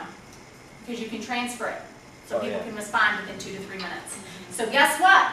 If Mark's busy, we can transfer it to Jason, we can transfer it to me, we can transfer that same number we can transfer to everybody on our team. You like that? Right. When we're marketing, we always have a landing page we send people to, because people will go to websites, and then we always have a different 800 number that we send them to for free recorded information, so they don't feel like they're being sold to. Okay? So, our call to action is your home will sell within 89 days, or I will buy it for cash. For more information, you can either call 888, free recorded 24-hour information, whatever the number is, or you can go onto the website at, now if my website, my landing page isn't good enough, I know that they went there, but I didn't capture them because I know that there's a problem with it. One of the best campaigns you can do for wanting, for listings is, do you want to find out how much your home's worth? Okay? That postcard is the best campaign you can do. You want to get involved when you're doing a farm. You want to get involved with joining your neighborhood watch, research, HOA, the communities if you can. Write their newsletter for them, help them do that. I mean, there's all sorts of different ways that you can get involved in the community. Blog about your farm. It's free. Blog about it. Because when people are searching certain communities, you're going to pull up. Videotape yourself talking about the community and in the community. We started doing videos, January? Right? I think January. And I video a lot of stuff. And we don't take multiple takes on anything because people want to know that people are real. You know, they don't want all these professional, tapes and they're like, oh my gosh, they paid to have this done or whatever. So we usually take, I usually take one, sometimes two. And anyways, but I'm talking about, for example, short sales, arm's length transactions, deficiency judgments. And guess what? When people Google things like that in Boca, who do you think's coming up every single time? Guess what I pay for that? Zero. No, I do. What do I pay? Anybody guess? When they go to look at my videos, how much do I pay for that? It's on YouTube. 1 cent. No, because if you go, there's ways that you can go to actually have it rank, and it's 1 cent per click. How's that? Is that pretty good? You want to spend your marketing dollars that way? But I'm going to tell you what, when you go on to looking for people, nobody does video. But you got to learn how to do it. Everything takes time, okay? FSBOs. NAR estimates that 10% of the homes sold are FSBOs. But actual FSBOs, no, okay? Because a lot of them are sold to friends and family members and everything else. But they are motivated to sell, and if you are persistent with these sellers, you have a good chance to win their listing. All of you should get into the FSBOs. Because I'm going to tell you what, 98% of the agents, after contacting them 2 or 3 times, are never going to contact them again. And the agent that stays in till the end, they're going to list with. Okay? Bring them different things, like how to sell your home without an agent. There's all sorts of different things. Google stuff. There's all sorts of information out there. And I'm going to tell you what, if you just, because you have time to work these people, if you don't have a lot of listings and stuff, you have time to work it. So go after those for sale by owners. They're going to talk to you. Try to give them information every time that you go and see them. I'm going to stop by next week, see how you're doing. Can I hold an open house for you? Because you can pick up buyers there. I'll hold an open house for them for free without having a listing. There's all sorts of different fun stuff that you can do with it. And you're going to be the last one standing, because I'm going to tell you what, within 6 to 8 weeks, they're going to list their property. It's a gold mine. Go after it. Why sellers choose FSBO? Save commission, 38%. Sold to a relative, a friend or neighbor, 32%. Did not want to deal with an agent, 12%. Buyer contacted seller directly, 12%. And then others, 7%. But they, look at it. Sold to a relative or neighbor. So a third of that is automatically sold to a friend or a neighbor. So, really, FSBOs are less of actually selling on it. But a lot of people try to. The other thing, why do you think they have? Because the commissions? Because they're upside down on their mortgage. But they don't realize, bless you, in a short sale, you don't pay commissions. The lender does. This is all information out there for them. Seller takes a lot of time, requires pricing and other skills that you probably don't have, and the resources that are not available to them. Most difficult undertaking for a FSBO is they don't get the price right. They don't. Okay? Preparing, fixing up for the sale, they don't do that. They aren't good at it. Selling within a planned period of time, find out what's important to them. What are your goals? Are you moving out of state? Are you moving, why are you planning on selling? They can't devote enough time to selling. You got to explain to them, you know what, if you are not, because, how does it work? And if they can't be there, probably when you're working with buyers, if you can't get a hold of them, what do? You move on most of the time, right? If you can't get a hold of that listing and go ahead within 24 hours and show it, you usually just move on unless your buyer is persistent on wanting to see that property. Right? So these are all things, they are good at attracting buyers. You're sitting there and you're putting it on, they can actually put it on the MLS themselves and pay like $350. But if you're a good listing agent, we sell so many of our homes at, probably the last 20 homes we sold are at 98 to 110% of market value. Because we're good listing agents. They aren't going to sell it for that. So they're actually going to save money by hiring me. Okay, there's all sorts of different things that working with FSBOs, they want to sell. So you need to prove to them and just stay on it. It's really the last person. Okay, seller objectives. Let's see if I can. Watch this video.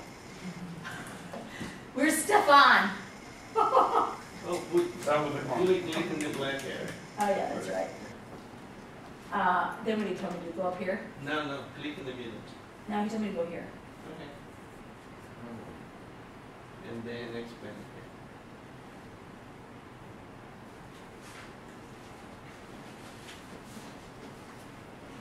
Let's take a look at the 3 most common objections to expire. That's KW's internet.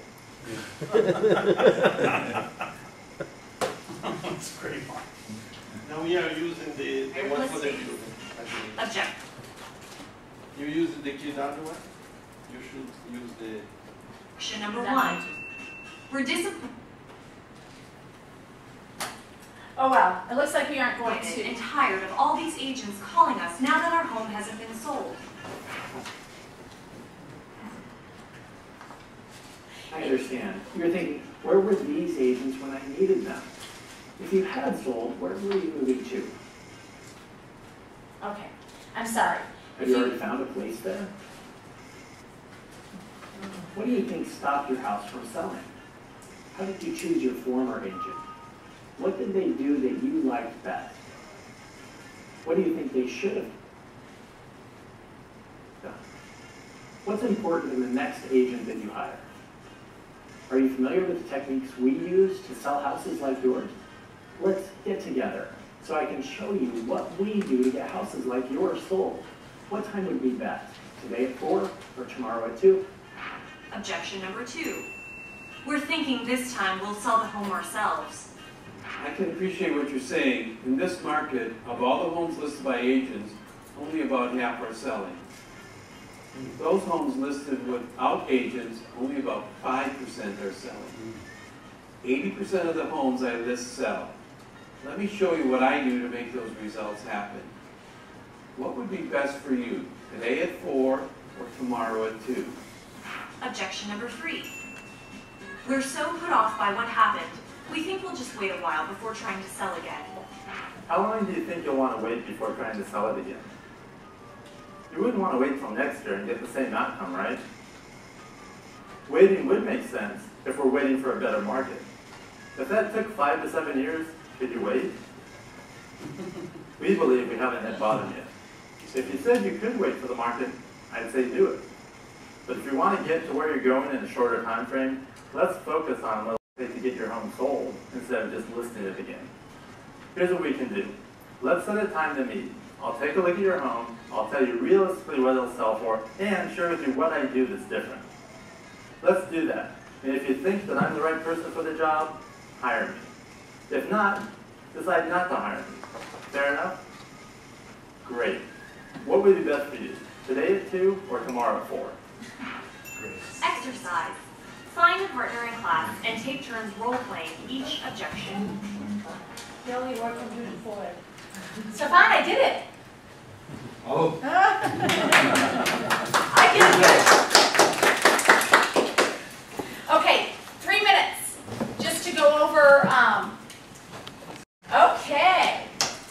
The seller objections. The best agents get 98 to 99% that I was talking about earlier of the list price. And FSBOs, for sale by owners, usually get what less experienced agents get, which is 8 to 10% less. So if you hire me, you're going to get 6%. You will still be ahead of the game. With paying me 6%, you're going to still be ahead of the game by 2 to 4%. Additional scripts for contacting for sale by owners. Get their contact information and add them to your database. You can often find their numbers in cross-reference. You know, you can find people's numbers on Facebook and also, stalk them. Stalk them. Look for them everywhere because trust me, they're out there. So you can get numbers and everything. Just look for them. Spend time looking for them. Basically, to get the appointment, go over the scripts, know the scripts, practice the scripts. You know, our buyer specialists on our team, scripts, right? With Lauren. You know, Lauren, you know, one of our buyer specialists, phenomenal. Newer to the business, okay? And she's doing great. She's working with all different people on scripts every day. She's out there really, really working hard. And I have her coaching because people on my team get free coaching as well, not just with me, but also with my coaching. So, you know, she's on there and she's practicing the scripts with the people and they're giving her feedback and everything else. And I'm going to tell you what, you cannot practice the script enough. Okay, continue to practice the script. On 12-19, win their trust, be a resource, and build a rapport and relationship. Provide home staging tips. Drop off a flyer. Say, I'm going to stop by, okay, and I'm going to drop you off a flyer of home staging tips. A lot of this information you can actually get from the internet. And I'll tell you what, if you aren't using KW University and Agent Mountain, I can't tell you how much information is on there. I tell my buyer specialists that they need to be training 2 hours every single day. Lauren trains 2 hours every single day. Jason trains all the time as well. All the time. You have to be training. I train all the time. I'm on at least 8 to 10 hours a week of training. Okay? And that's what you need to be on too. Minimum. You guys should be on even more. Focus on saving money. Show them how they can save money by working with you as a good agent. Focus on saving their time. See the scripts. No matter what the seller responds, do you have the names of anyone who visited but was not interested in purchasing your home? Ask them, do they have anybody who was not interested in purchasing their home? And maybe they'll give you a list of people. Okay? If you don't mind, can I contact them? Why not, right? Spend 5 minutes role-playing your scripts in your book. On page 1219, is that right? Let's see. 18 and 19. Just go ahead and spend 5 minutes practicing these scripts real quick. And we'll get back at 11:05. Thanks. Most of the time, the seller still wants to sell, and we're talking about expired listings. The reason why it didn't sell is why? Because of the price, the marketing, or the condition. Or all three, or one, or two, or all of them. Usually the reason it didn't sell, handle them with care. Handle these, because they're usually upset with the realtors, so they aren't your best friends right now. Confirm that it's expired, that it's actually expired. Stay low-key, but be persistent and consistent. And meet in person. Be ready for a listing presentation and have prepared before you meet. And identify why the listing didn't sell. Find out what's important to them. You can tell them, you can research it and find out why it didn't sell and show them how their experience with you will be different. Check the tax records or the MLS for the name and make sure it's not an agent that listed their own listing that you're calling on. Now, Sergio, you're good at expireds. Give us a little bit of advice. When you get the listing, don't get spoiled. Go get more listings. I'm not good at expired. I'm so lazy to call, and when I call, I get listings. That's my great advice.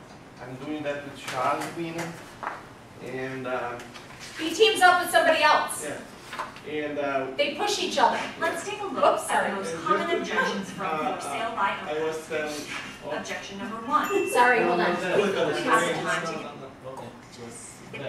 Oh.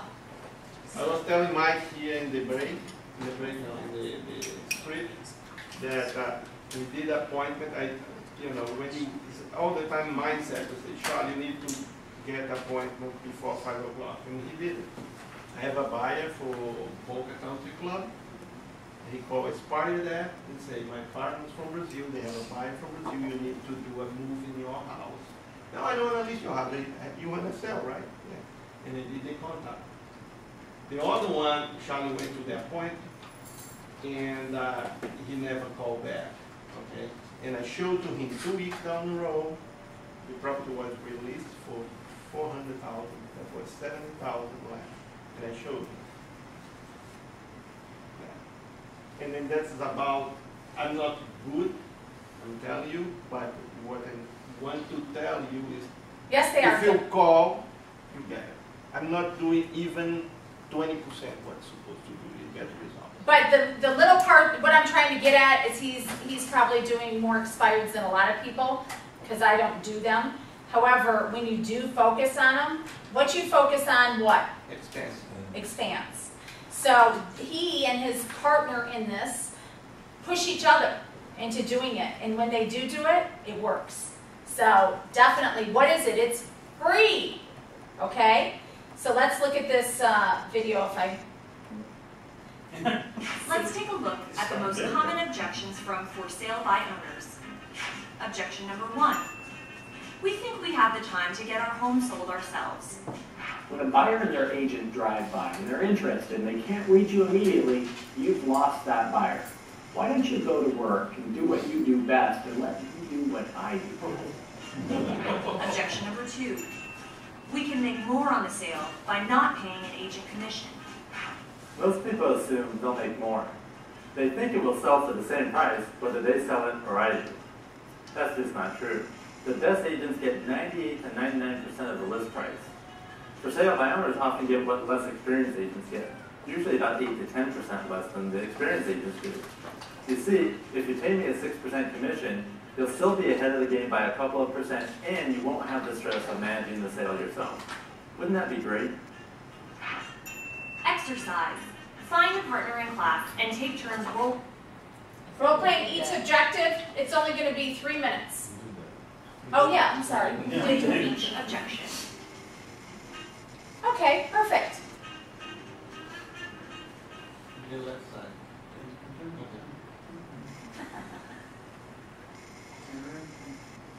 There we go. Okay. On your own, and we're going to actually, we'll do this, you can do this later, okay? Like I said, I wanted to give you a little bit of a break between the class and the team meeting at noon. So we'll go ahead and do that later. On your own, you're going to call expired listings this afternoon and confirm their listing has expired. If they raise objections, use the appropriate scripts. Go over every time that you should be getting on a call, what should you be doing 10 minutes previous of getting on calls? Reading the script before you call. Practicing with somebody else. Okay? Have script partners. They don't have to be in person. You can do them over the phone. So let's say that you're going to do lead generation from 9 to 12 every day. So from 8:50 to 9 o'clock, you should be practicing those scripts every single day. Chris Heller, who you've seen up there a few times at the end, he is the best that you've ever seen. And he has missed, I think, 1 day in 5 years of ever not doing lead generation. And he stands up, he's in a mirror, he practices his scripts every single day for 10 minutes before he ever gets on a call. And you should see his desk. He has a standing desk that he does it at. He has his headset on, and he has a mirror that he's looking at. He's amazing, amazing. But he practices his scripts every single day before he does it. Okay? So get with a partner and make sure that you're doing that. Your callback sheet to track the calls. Make sure you're tracking your calls, okay? And then be prepared to report the results in class, okay? On 1229, communicate systematically. Leverage e-edge. Use a lead sheet. Use blogs. Do any of you blog in here? I know you do. Okay? Be consistent. We're starting to blog. I have, my brother is this huge marketer, okay? He works for Splash Media, so he taught us how to be good bloggers. So we're going to start doing that. If you're going to blog, don't just do it. You have to be consistent at it. And I'm going to tell you what, when you're blogging, we're gonna do it 3 times a week. It's going to be short, little paragraphs or whatever, but he taught us how, and he said that is the #1 business for his clients. They pay him $5,000 a month, and he has people like Dodge Ram and different people like that. And he says the #1 thing that he does for these people that get them the most return on their investment is blogging. Interesting, right? Okay, and he has all of these people that he does it for. And that's his #1 return. And it ranks you up on Google and everything else. So I thought that was interesting. Create campaigns. You can use a custom touch with your own messages. And we're here to help you sell. Want to know what your home is worth? Did you know the short sale newsletter, today's market miss? What do some houses sit while others sell? You can do all sorts of things. Staging tips. What you're passionate about. Do it. Is this the right time to sell? Okay? You can Google all sorts of stuff. And I'm going to tell you what, YouTube is the best training in the world.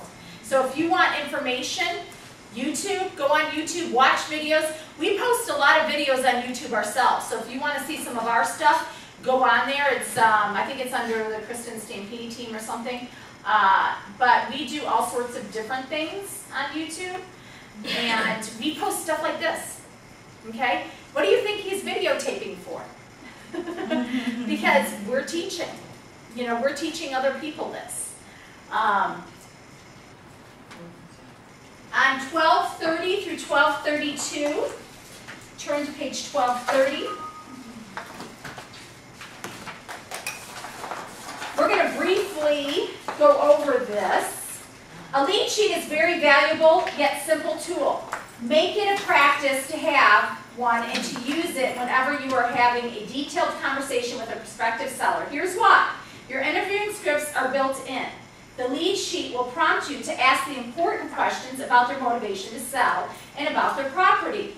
It's a time saver. It will save you valuable time later when it's time for a listing appointment with them. You will make good use of information on your lead sheet and gather anything that's missing. Not all questions will be answered on the initial call.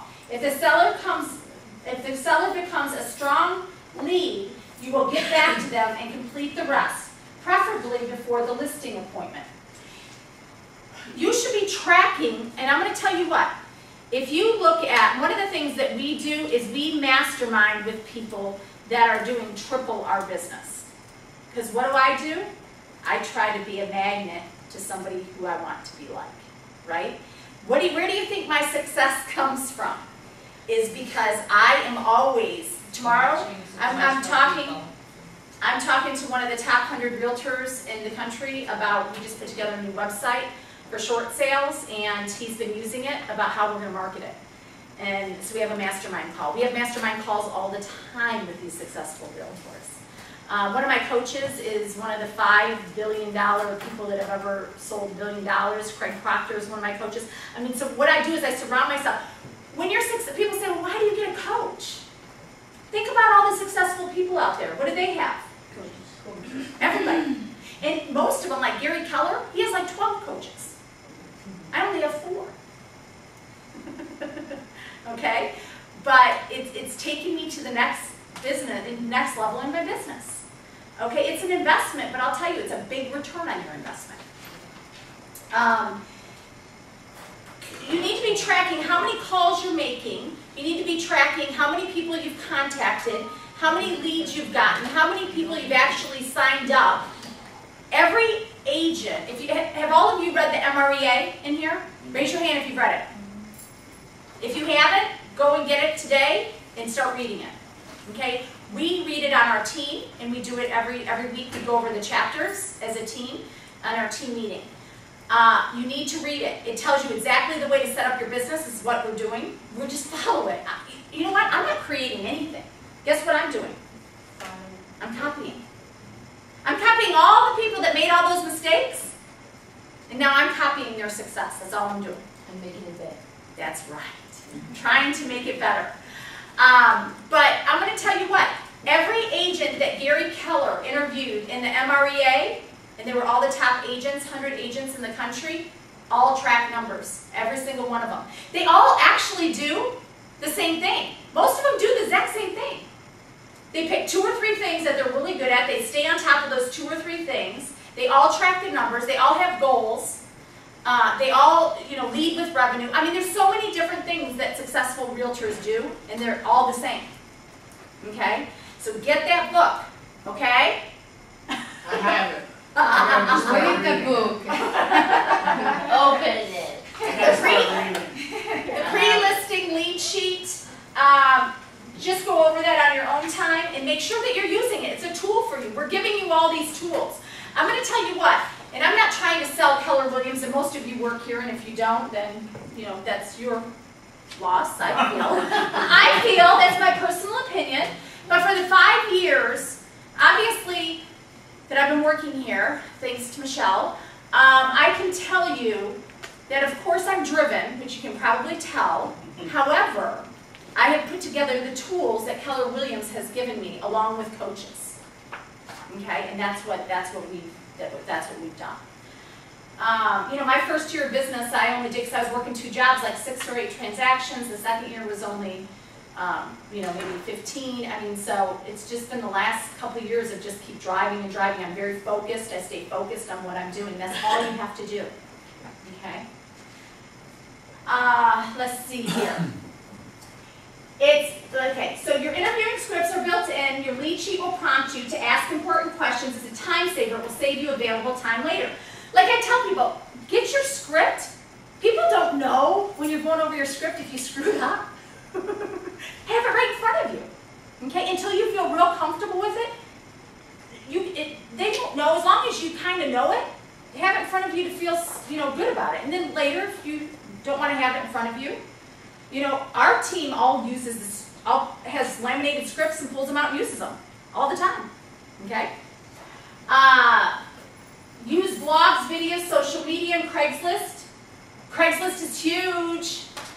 Huge, and it's free. Learn how to use it if you don't know how. It's great. We've gotten tons of leads from it. We're closing deals from Craigslist all the time. Okay? Are you getting any seller leads from Craigslist? What's that? Are you getting any seller leads from Craigslist? We're actually just going to start. We really have not focused on seller leads on Craigslist, but we are going to start focusing on seller leads. So if you come to me in a month or so. That you're going to use for that? You figured out? I've been talking to some other successful agents that have found it successful, and yes, there are some tools that we're using. I'll let you, if you come to us, we'll let you know our response rate in a couple months. Just come to us. What time of day is you posting? You know, you have to test it, but 8 to 9, you know, lunchtime, dinner time. Sunday. Kristin, I may interrupt you for, 3 or 4 or 5 minutes and ask you something. I'm getting a bunch of leads. Of course, it's not people from here.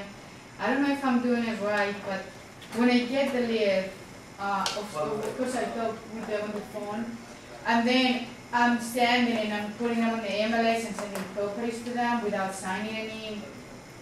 So I don't know if I'm doing it right. I think I'm not. So I would send them one time, and I tell them that if they want, that I work with, it's kind of the script that I gave you earlier, that I only work with so many buyers, and that's all I do, or whatever, okay? And that because you only work with so many buyers, that it's limited, so you would be happy to work with them, but you will need a loyalty agreement. And all that is telling them is if they, and we always tell them, there's never an obligation and it's free. There's no obligation to ever buy and it's free. Those are the 2 biggest things you have to tell people. Okay, but you have to sell them value. If you don't sell them value, they aren't going to sign it. Jason just got one from a different, I don't remember what state it was, or even if it was out of the country, I don't even remember, but he gets them. Absolutely. I think he just got one a couple days ago. And so then when they come in town, but you're going to spend time, but you aren't going to sit there and spend time with people if they aren't going to be committed to you. Okay? Find out a combination of several lead sources. You do not need to use 6, but do not limit yourself to 1. So basically find 2 or 3 things that you want to work on, and that's it. What I always tell people is when you go to different conventions or different seminars, when you learn 20 or 30 things, find the top 2 or 3, and that's all. Because if you don't, you're never going to put them to action. Again, like I said, 1 to 3% of the people from here today will actually go and do something about it. And most of you, unfortunately, will not. Okay? And that's just the facts. It is. So just because they're overwhelmed, they're like, oh my gosh, there's so much information, where do I start, or whatever else. And I'm telling you what, I'm overwhelmed every day too. Every single day. And it doesn't stop. I can tell you, I'm overwhelmed. I'm still, Every single day I'm overwhelmed. And I'm going to tell you what, that's the way I live my life, is overwhelmed. And I'll tell you what, if you don't stop, we always have to be growing, okay? And if we stop growing, what happens? We shrink. Your business. Our business Yeah. is growing. So go big with the FSBOs and expires. They have, they're motivated. You can build a business on these, and it's cheap to do the business and building. Choose the property type of geographic type, and to recap everything you learned, the power of leverage and what listings bring to your business. You learned the major sources of sellers. You discovered how to talk like a seller, a foundation of expert reputation with your seller. Practice your scripts. You learned to use lead sheets to stay on track. You learned how e-edge touch campaigns and tools like blogs, videos, social media, Craigslist can play a big part in reaching sellers. So basically on 1236 and 37, later you're going to go to work and you're going to plan your first touch campaign for sellers. Create social media posts that focus on seller messages. Use scripts you've learned about the market and about how properties get sold. Choose your farm area and create and distribute a flyer board.